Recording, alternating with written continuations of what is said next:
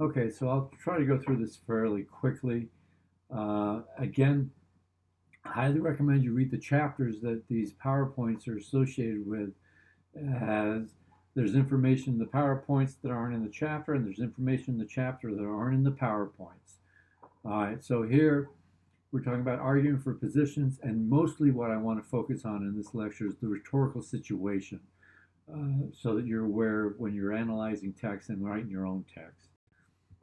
So, to understand rhetoric, you're trying to figure out what will convince your audience, what's going to actually get them to either adopt your position, accept your proposal of solution, or take action that you want them to take. So, unlike Homer here, we hope you do something besides just force people to believe what you want them to believe, which any historical look at dictators will show doesn't tend to work for very long term. All right, so understanding rhetoric means that you understand what's considered the rhetorical situation, which your book only goes into briefly. I'll go into it a little bit more in depth here. So you're assessing the relationship, and this is the entire situation, the relationship between the writer and the writer's background, the text, so the question being explored, and the context of the writing, when and where it was written, and here the audience. So here we've got Shakespeare, he's our writer. The folios are the text of his first published plays, and the picture there is of the Globe Theater, or the recreated Globe Theater, since the first one burnt down, and that would be his audience. Shakespeare wrote knowing exactly who his audience was, both the rabble that would be in the pit and the nobility that would be there up in the balconies. Uh, I mean, that's why we're still reading them. And I can't emphasize enough, you need to know your audience. You have to know your audience. If nothing else, you at least need to know the age group you're writing for.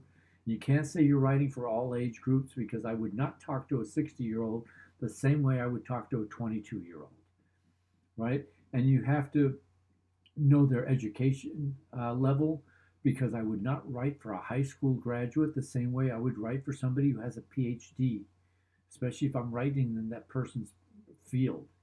And you need to know, are you writing for men and women? So most of the time, yes, you are writing for men and women, but there are times when you just write for one gender or the other.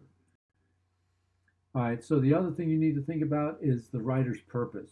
When this is when you're analyzing, and even when you're writing your own, what's your purpose?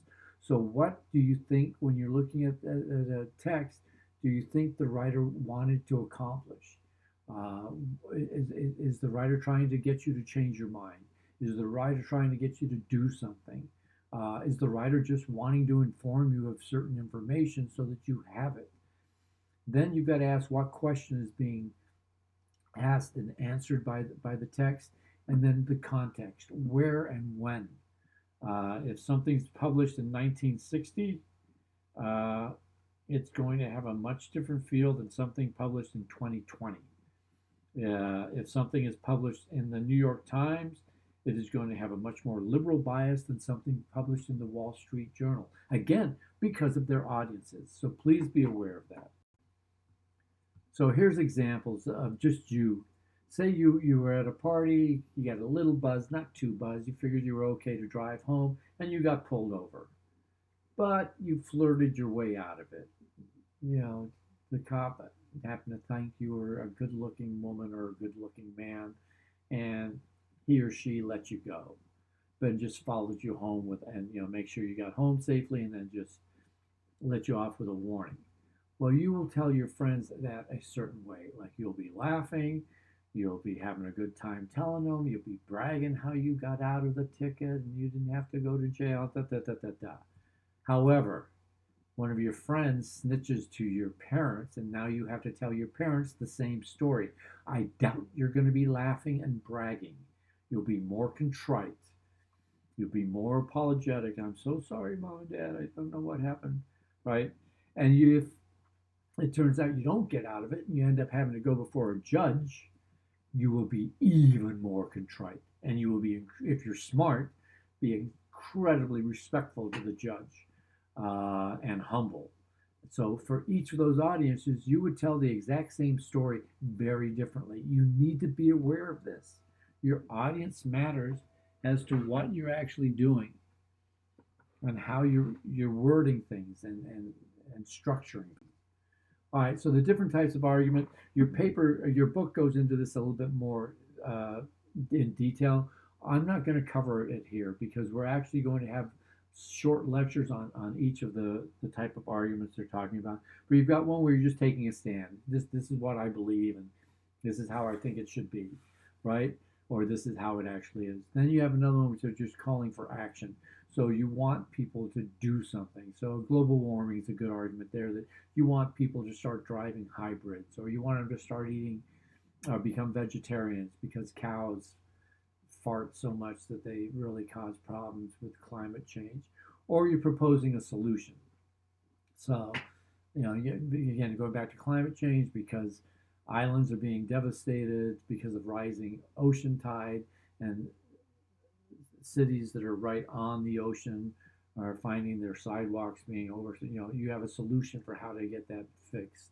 Blew over that. Hold on. What constraints? What's constraining the argument? Are you only being shown a certain part of maybe a broader argument, or are you being shown just a part of the argument because of the fact that this is what the person wants to deal with? Sorry about that. All right. So again, with your rhetorical strategies, look for the thesis with your own paper. Make sure you've got a good thesis, a good claim. Look at the organization, how the argument is laid out. The reason we'll go over outlines is I want you to be able to lay out uh, organize your paper in an organized manner that it makes it easy for the reader to follow along. Look, look for the support in your own papers. Make sure there's enough support, and then look for any stylistic techniques that may be manipulating you. Things like similes and metaphors. So something is like something or something is something, and is not all that factual. Now, again, your book goes a little bit more in depth in these writing guidelines, but we're going to go over writing the research paper and we'll go more in depth then. But what you need to do is just like all writing, plan out the writing first. Make sure you know who your audience is. Narrow your focus most of the time. Most of the time, you have a broad focus and you need to get a topic that's going to narrow the focus on that particular subject matter so it can be covered in the amount of space you have. Sometimes you may have to expand the focus. I have had students try to write papers that they can't get the 7 to 10 pages written because their focus was so narrow there wasn't enough information to write about. So you have to expand that. Then make sure it's organized. This is why we'll do the outlines. And then you have the standard drafting the first draft, revise that, which is doing big uh, uh, tasks like moving paragraphs around, adding paragraphs, cutting paragraphs. That's your revising. Then after that's done, you go to editing, which a lot of people confuse for revising. That's not revising. Editing is your proofreading, looking for grammar mistakes, looking for spelling mistakes, the minor stuff. It's not that minor if it makes your writing confusing to understand, but it's not the big stuff like the revising. And then when you've done that, you print it and you turn it in. All right, so that should hopefully do that for this lecture. Again, I'm kind of going a little fast because I don't want these to last too long for you. It's not like we're in class where I can ask questions. All right,